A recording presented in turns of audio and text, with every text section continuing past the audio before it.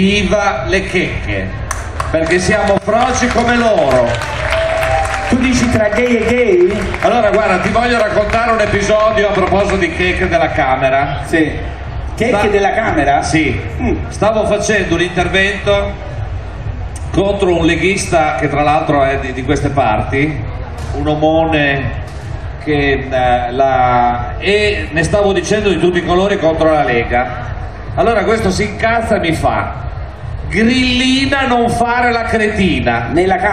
Durante la seduta alla Camera? Sì, è verbale, Lui lo chiamavano Luisino.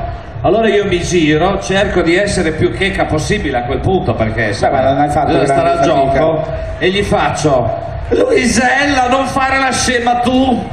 Alla Camera questo? Alla Camera. E vi paghiamo anche. Dal verbale risulta risate e applausi di tutti i settori. A questo l'hanno chiamato Luisella fino alla fine della legislatura. Queste sono le piccole rivoluzioni. Difendiamo le checche. Giusto, no, ma io le ho fatte vedere perché sono simpaticissime. Per concludere, prima abbiamo poi uno sponsor, c'è Veronica che deve venire a fare una promozione, una telepromozione. Volevo 2 parole sul libro di Tommaso e 2 parole sul libro di Alessandro.